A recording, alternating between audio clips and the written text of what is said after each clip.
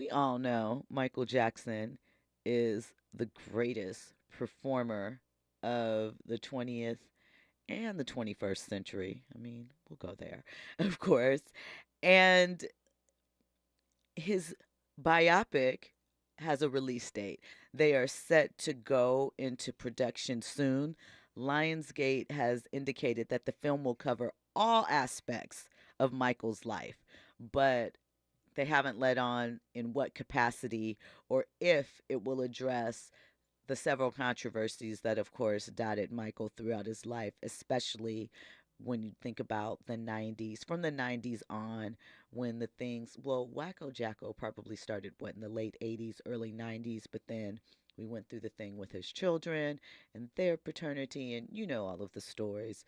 Um, the abuse allegations, much of that. And, you know, those thoughts kind of changed once again after the documentary was released in 2019, Leaving Neverland. So, the official synopsis of the film, Michael, which is what the biopic is called, says Michael will bring audiences a riveting and honest portrayal of the brilliant yet complicated man who became the king of pop. The film presents his triumphs and tragedies on an epic and cinematic scale, from his human side and personal struggles to his undeniable creative genius. It's exemplified by his most iconic performances, as never before audiences will experience an inside look into one of the most influential, trailblazing artists the world has ever known. So I'm curious to see what they do. And if they're planning on recreating some of his performances, I feel like, they were just fans, and we all know fan is short for fanatic back in the day. Stans is a whole new thing, a whole new level of fandom to me, because stans take it on as a personality trait, and they have an outlet to connect with other ones all across the world, and this is what they bond over, and this is how they make friends, and then they go online and terrorizing people. Michael had fans who would physically go and purchase his albums and CDs and cassettes and all of that. Wait outside for hours just to get a glimpse of his glove. They physically took action to be in support of Michael.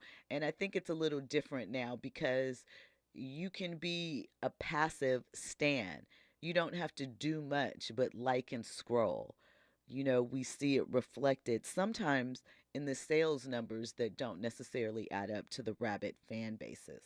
So I think that when we look at Michael, and we obviously know he's a complicated man who went through a lot of things, we know his influence, we know his genius, but is it just the natural course of life that, even superstars as great as Michael, their greatness will become an afterthought, especially once they leave this earth?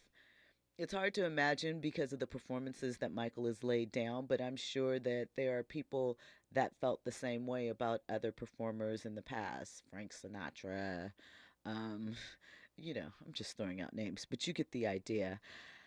Um, it's so interesting because Michael is so polarizing, because all of the accusations that were hurled against him and the things that we know now about, faking the voice, about image, but we do know that he was a perfectionist. And I wonder if some of those things will be explored in more detail. We look at the documentary and docuseries that Beyonce puts out, Renaissance most recently. We saw it with Homecoming, and she's done a few others. And the relentlessness, the rehearsals, the attention to detail, it's something that Michael also was known for. So I'm curious to see how much they get into that and the psychological aspect of Michael, and sort of open up, because of course, we've heard the things and we know some of the reasons, excuse me, but to see it played out would be interesting.